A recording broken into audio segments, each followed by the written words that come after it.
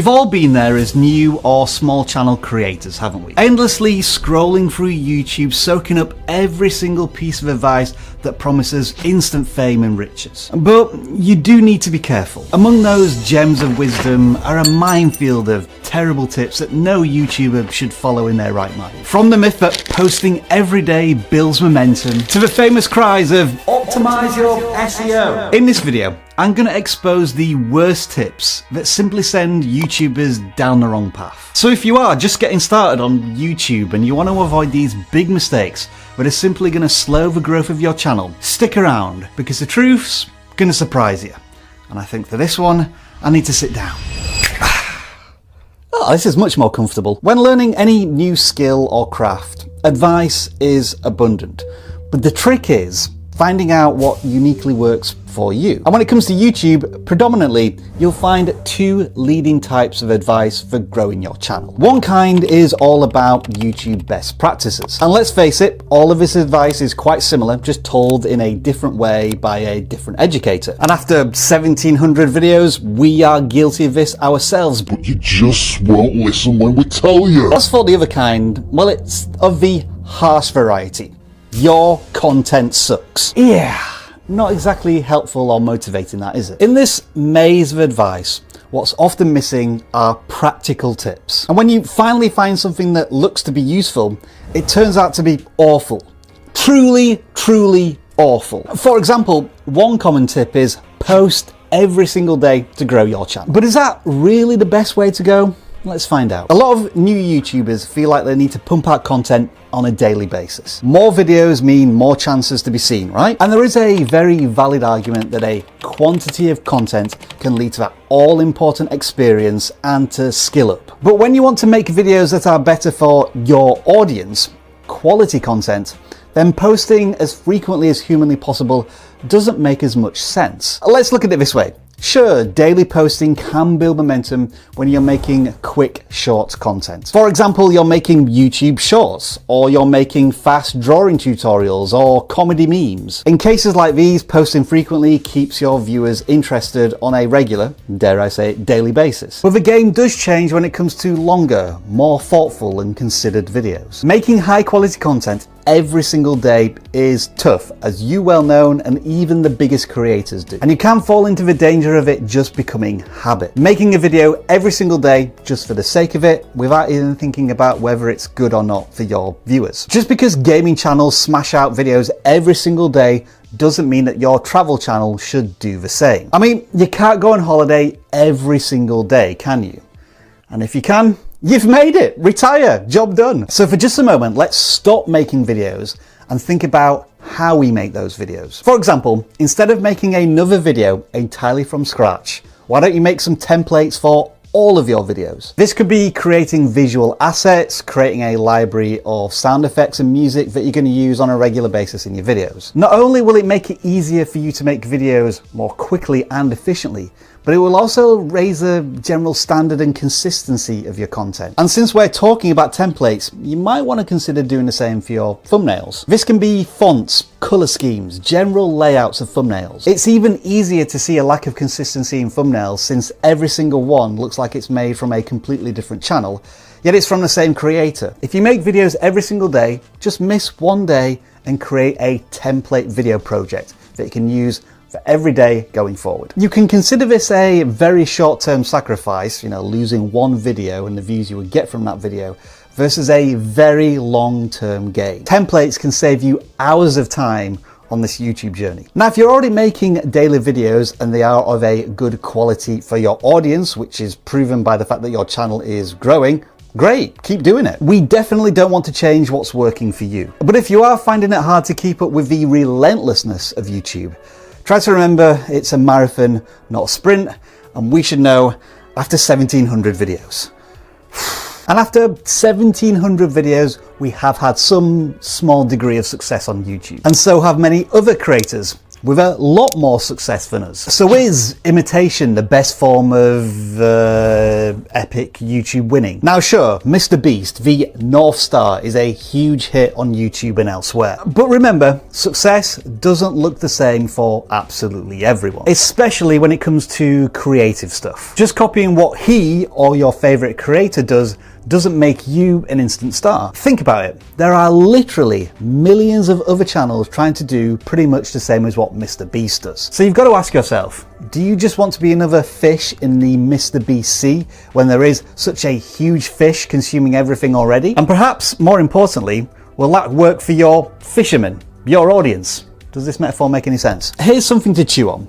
If every single director copied the Barbie movie, would you enjoy a broad range of films? Probably not. That's why a film like Oppenheimer also exists. Different people like different films. And so the same should go for your YouTube strategy. Oh, and a hot take, I actually preferred Barbie a lot more than Christopher Nolan's latest Confusion Fest.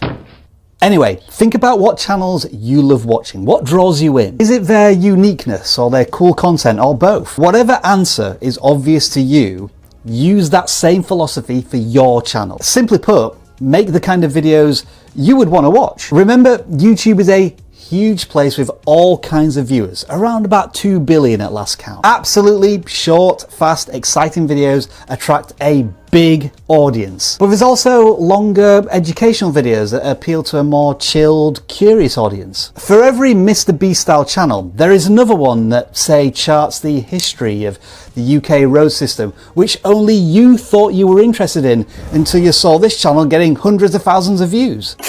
As a creator, definitely over the long term, you need to stay true to yourself. If your content and your style that you present doesn't match your real, authentic vibe, over time, that's just going to wear you out. Then comes burnout, and finally, you'll just hate what you're doing. YouTube will start to feel like a job, and nobody ever wants to feel like that. In a sense, you want to try and maintain that new YouTuber level of enthusiasm for as long as possible. And I believe I've still got it after over a decade of content creation. And I want you to share in that same relentless energy for creativity, no matter how long you're on YouTube for. New YouTubers are often told to do a lot of research, to study successful channels and think about titles and thumbnails before they've even posted their very first video. But do you really need to do all of that research right away? If you think about it for a second, how can you research what will make your content successful if you don't even know what type of content you want to make? Starting off with a ton of analysis often leads to paralysis when you never actually get started, and it can erode your originality. The main thing, especially in my experience, is to get out there and break that YouTube fear.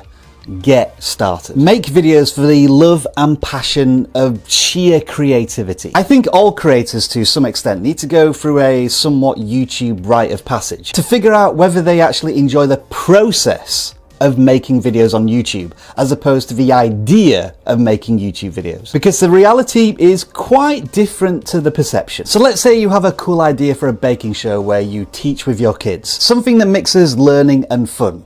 Don't overthink it. Do it and see where it leads. The research can come later when you say to yourself, I love doing this YouTube thing. Now I need to learn how to find an audience. When you ask big successful creators what was their biggest regret, there is a common answer. I wish I would have started sooner. We recently ran a poll on the YouTube community tab asking people if they had started their YouTube channels. Incredibly, almost 20% of the vidIQ community, that's people who want to grow their channels, haven't actually started their own channels. But when you read the comments of the other 80%, they have no regrets. They're loving every single minute of the YouTube journey. Now don't get us wrong, research, ideas, titles, thumbnails, they're all really, really important. But in my humble opinion, they don't need to be the focus at the very start. Your content and you should be the star, and as you get to know your audience, you can start to tweak the titles and the thumbnails and perfect the packaging. You don't want goals, outcomes, and expectations getting in the way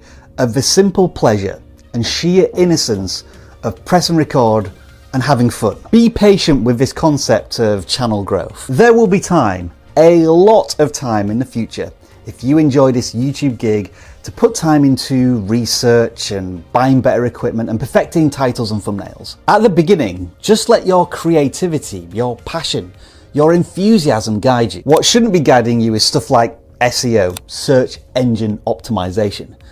And should it ever these days? There is a long-held belief on the internet at large that if you want your content, whatever it is, to be discovered, you need to focus on SEO. But in this day and age, we need a new, fresh perspective. YouTube isn't a search engine for the majority of channels. What's usually a lot more important is to get casual viewers to click on your content and watch for longer. This over-reliance on search and keywords started to be debunked by YouTube almost half a decade ago, when they basically said that video tags weren't worth diddly squat. Now you can still see what video tags creators are using on their videos through the vidIQ tools, but these days it reflects more what the creator was researching when it came to the keywords, rather than a strict intent to rank for those keywords on YouTube. Now that doesn't mean to say that you should totally ignore SEO. When there is a certain viewer intent, they need an answer to a question, you want to pitch your video to answer that question, and SEO comes into play. And YouTube does say when they have very little information about your channel or your videos because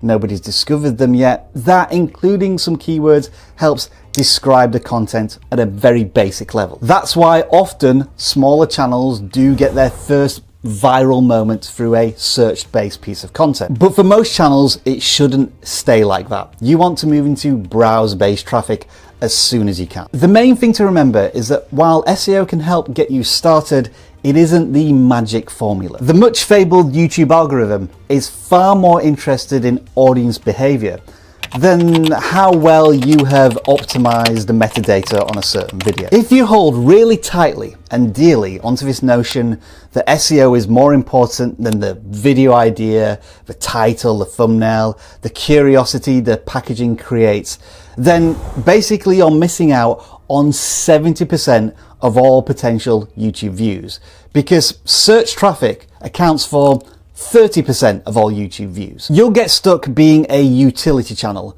where somebody finds one of your videos, finds it really useful, but never comes back to anything else because you've basically answered their question. Instead, you need to connect at a human, more emotional level. Speak your audience's language, share their values, to make your channel a permanent, welcoming home to your community rather than a one-time destination for a customer. I don't know if this will come as a surprise to you, but only 15% of our long-form video views come from YouTube search. You would think that most people would discover vidIQ through searching for how to grow your channel, how to get more views, how to get more subscribers, how to monetize my YouTube channel. But that's simply not the case. We get a lot more of our views from browse and suggested because we've engineered it that way. Weirdly, most of our search traffic these days comes from YouTube Shorts.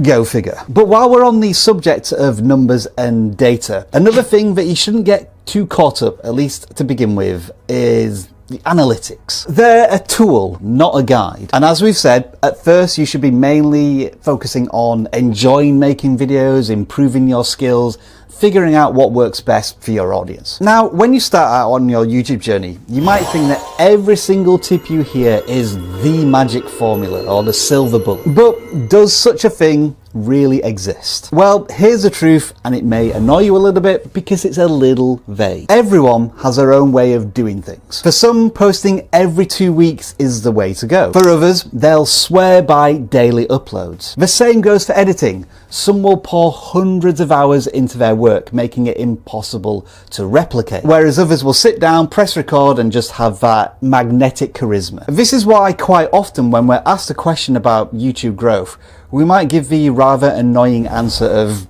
well, it depends. YouTube is literally a place for everybody. You don't need a super professional video to go viral. Sometimes a simple handheld shot of a raw, authentic moment is enough. Now, I would argue that all YouTubers to a certain degree are perfectionists. And that's why you've got to remember that done is better than perfect. Especially again when you're a new YouTuber, because you don't know if your perfect actually works with your audience. Don't get so focused that you lose sight of the big picture. Don't just grind away at trying to make the perfect thumbnail to just eke up your click-through rate a little bit without considering whether the video idea was a good one in the first place and the title creates curiosity. It can be too easy to get wrapped up in doing what you love doing at the sacrifice of many other things that need to be done. YouTube is one of the most multidisciplinary things you may attempt in your entire life. Because not only do you need an unrivaled, dare I say, unhealthy passion for something in the world,